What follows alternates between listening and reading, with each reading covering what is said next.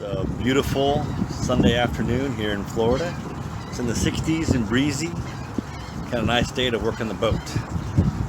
I just finished an oil change. You can see my oil change madness going on around here. So after the oil change, I'm going to upgrade the radio. So let me show you what we got going on here. So you see on my dash, I got this old radio control. That's not the actual radio. On these Sunestas, the radio is actually in the bathroom, the head. You see, I already pulled the old. It's basically a car radio. I pulled it all out because it was falling apart. It stopped working right. It wasn't even the original radio. I had to get into the bathroom to control it. So that's no good. So what I'm going to do, I'm going to rerun the cables and put this beautiful, which matches my other controls, move this up here so I can control the radio from up here. And additionally, this comes with a remote unit. And the reason why that's nice, this model of boat has a second control unit for the radio right here. I'm going to replace this with the remote control unit for this radio. So it'll be more or less returning this boat to its original ability to have the radio controlled up here and back here on these beautiful speakers. The last owner upgraded the speakers. They're really nice. So I'm going to replace, I'm going to drill a hole there to make it fit, and we're going to see how this works. I've already taken the old radio wiring off, and I've mated it to the adapter for this. So this is the lead back to the boat. I've got everything connected in here from the old radio. I used athletic grip tape, used for like lacrosse sticks or in karate for my bong staff. It's a nice way to hold it together. I like it better than duct tape because it's much more weather resistant. It's much more flexible, and it protects the wires much better. And I left the blue cable out because the blue is the sender for the subwoofer. And yes, I will be putting a subwoofer here before the summer is over. So let's do the first part. And you'll see I've been slowly replacing my gauges. There's an old fuel gauge, the new trim gauge. I love this GPS gauge based on GPS signals. Fantastic. I've got a new tachometer. The old hour gauge didn't work right. I wanted to replace it. And here's the old gauges. So you see how the old ones are faded in the background, the metal's going bad. So these have the same chrome style trim that the other ones have. I love them. And I'm slowly replacing them. They're made by Faria, or Faria, however you want to replace it. Great brand for gauges. It's a match set. These gauges still work, so I haven't replaced them yet. I'm just doing a couple at a time, staying on a budget here. But when the radio stopped working, it became a priority. So the first thing I'm going to do is I'm going to remove the screws holding this trim piece on, and they come right off. And this is just a piece of plastic wrapped in a wood-looking vinyl. I haven't replaced the vinyl yet because I'm waiting until I have all these in place. I'm going to do the last one, which is probably the depth gauge, what I care least about, the left gauge, because my GPS tells me all the depth I need to know. I'll replace the vinyl too. But I've been taking them off and on doing various projects, so I'm not in a hurry. So first step is to take those screws off. Alright, I got the screws off and the panel out. You can see back here, it's just 2 bolts that hold this in place. I will loosen those bolts and then work back the cables and pull those out too. I don't need them anymore. Alright, so those 3 cables, 1, 2, 3, come to this big old connector here. And I'm just going to disconnect it here. Don't need to cut anything. It's a nice, neat. I can leave that connector behind here, no issues. And there's the remove control unit. It's all in one piece. Very easy to remove. I doubt I'll ever need it, so I'll probably just throw this one away. I doubt it even works. Look how beat up it is. I wonder here, I'll show you the rest of these wires. This bundle this goes to. This goes back to the control unit near the transom, and this one goes to the radio itself, which doesn't exist anymore. So a lot of redundant wires here. This whole thing goes back into the head, and I will feed that back to you. See this cable here? I have running from the head a cable I used to run a auxiliary cable from the radio up front, so I can plug in like a phone or whatever, the USB. I'm going to use this to pull it back to you. See, this comes through right. There's a bundle. All the cables run out to the boat and go through this thing right here. So I'm going to end up fishing that line from the head back through to here. So we're in the head. I love this boat, having a little bathroom. If you get kids, it's awesome. We got the antenna for the radio. We got the USB and the auxiliary cable I run. And then you can see here, this is the old radio connector here. And these were the controls coming from the radio itself. The control units. We're going to run these back through. We have no need for this. You can see it just goes there. You can actually see, there's the hole right there. It's super easy to run. So I'm just going to do that and then I'll turn it back on. And I've got it run through.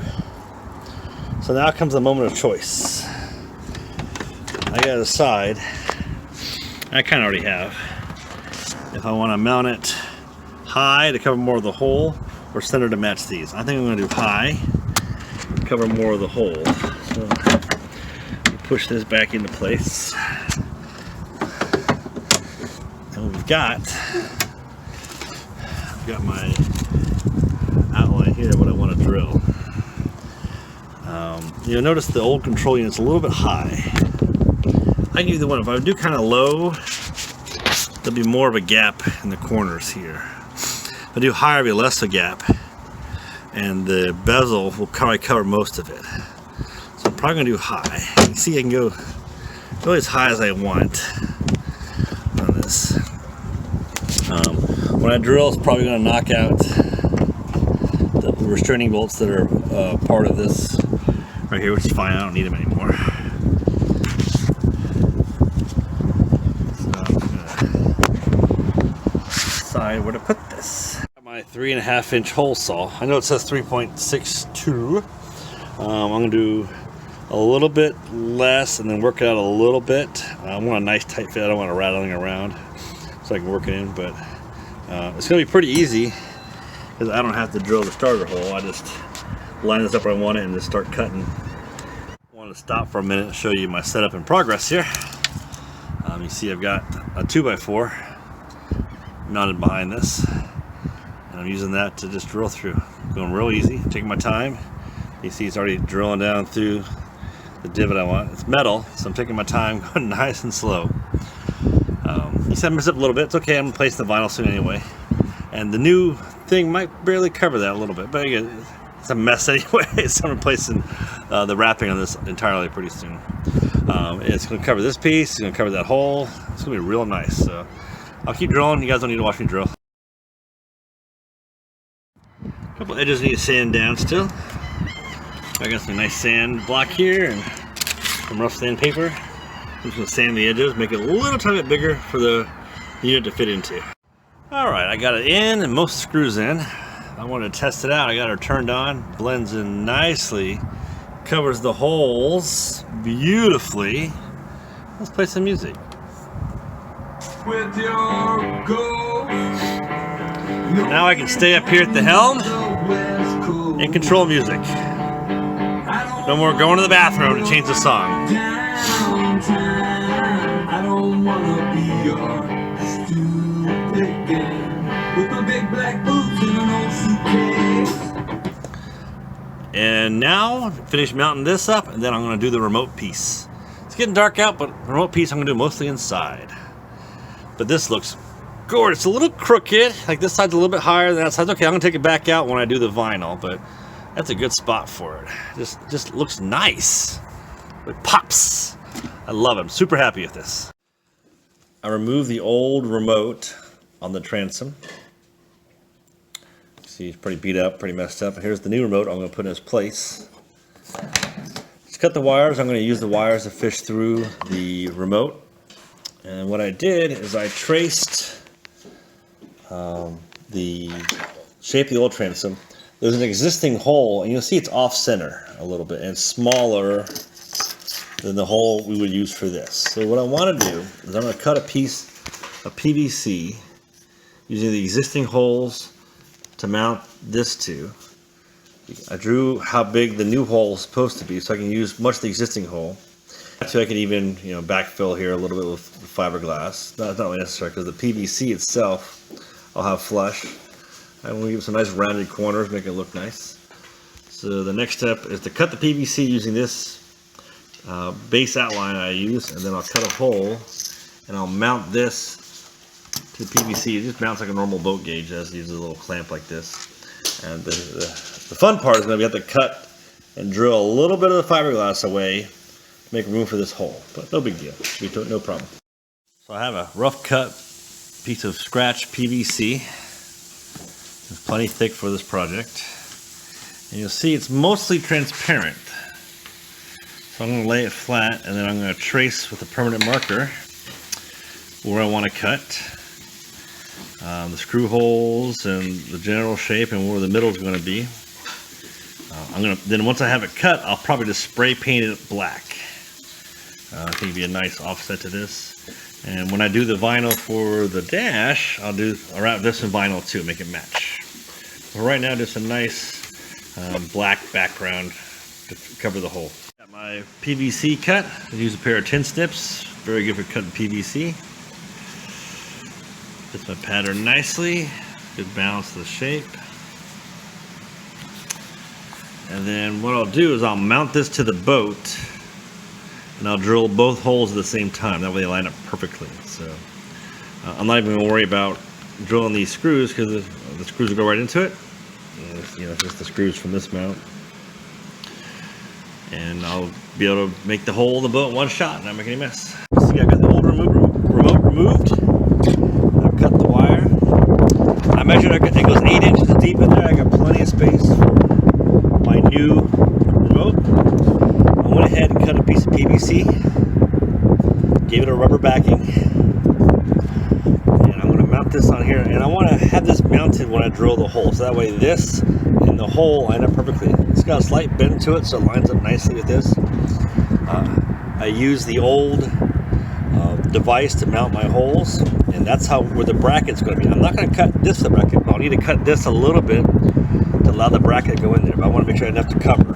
The rubber is nice because it'll help keep water out of there. It's no big deal if water gets in there because it's just going to go down into the bilge, but it makes a nice little finish to it. And once it's all cut and set, I'll put some vinyl on this. I decided to match the wood trim.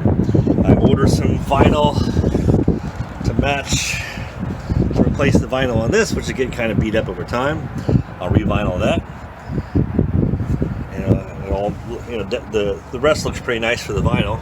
Don't really need to do much of it. I also redid the stickers with my quick cut. Those are all looking really good. The only one I didn't redo was the anchor light one. That's one here, but the rest came out really sharp. Really good looking. This doesn't control anything, so let's blink. Alright, so let's get this attached and lined up for our drill.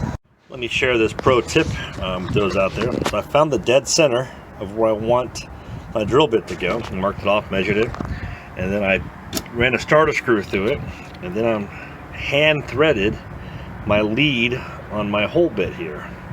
So that way when I line this up, I just go right in the hole, and quickly and easily go right where I want it to when I drill this hole. Go, we don't measure. I don't say measure twice, cut once. I'm like measure 24 times, cut once very slowly, checking as you go. Fortunately, it's just fiberglass, which is relatively very easy to repair, but we want to do it right the first time and save work down the road. I'm going to cut through the rubber too, just to make sure we have the rubber be the right hole. The rubber is easy to trim, like a pair of scissors or something if I need to. And then I'll smooth out the edges of all this with some sanding paper I've got here. Make it look real nice. So I got it mounted. You can see kind of how it's going to look, how the project's going to lay out. I think it'll be really pretty, especially once I add the cedar vinyl wrap to it. I kept this because I'm going to use it as a pull thread for the old control cable to pull back towards the front the new thread. It should be able to offer assistance, otherwise I'll probably have to take that off and reach around and just keep working. If I can use this as a pull thread, it'd be much easier. I got some fish poles I could probably use too if I want to try those, but pull thread's always the easiest. So now I'm just going to drill, take my time, and do it easily. Alright, there's our hole. We'll check some measurements out, and I'm going to sand it a little bit around the edges here, make it a little smoother, easier to fit. But I was able to get through and not ruin this. Perfect. So, per usual, my measurements are perfect. Looks amazing. So now we need to cut a little bit manually. Here's why. We're going to want this to be in the hole like that. Can you see what we're doing here? So the old hole is working fine. I'm going to cut a little bit manually right here. Just put this in. Now I got the hole cut. You might think I'm crazy, but simple, full tang, serrated steak knife. It's fantastic for nice little small cuts. I'm going to sand this out, make it nice and smooth. And apply a little protective to it so moisture doesn't build up inside it. But that's good. That fits inside of that hole. It mounts. It looks beautiful. So here it is mounted. I haven't got the vinyl trim on it yet. You see it's going to be really sharp. So it's parallel to that. With a nice rubber backing. So that way water's going back behind there. Did find one flaw though, and it'd be easy to fix. The door bumps it, hits buttons and stuff. So I'm gonna put a rubber bumper like right here or right here, maybe on both. About this is 0.7 inches here, so I do 0.75. They'll just hit that bumper and it'll protect it. And it'll look nice, be little bumpers on each side here, little black bumpers. So I'm gonna pick those up. And this is basically done. It's functional. So now when we're out swimming, we can just reach to the side of the boat, go over here, and change the channel on the radio if we need to. Good times. So I got the Vivid vinyl. I'm trying it out on the first piece of PVC I cut. She looks pretty good. I think it'll match the interior nicely. It's not 100% identical, but they'll look very, very close. It's wood. Wood never matches 100% identical anyway. This is a wood look to it. Just gotta mount the screws. I'm also doing a slight upgrade to my install. The door hits this on the transom, so I'm gonna put these little boots on it that are taller, just barely, than the buttons. So the door will hit this instead of the buttons. Help protect it. I have one on both sides, and the door will just hit these. And this just uses the screw, mounts on the old screw hole. Alright, here it is mounted. Looks real nice. The wood's a nice accent. It's not 100% the same as the boat wood. It's a little bit lighter, but I think it's a nice highlight replacement. Good way of replacing the controller that was there. I've got my dash panel off.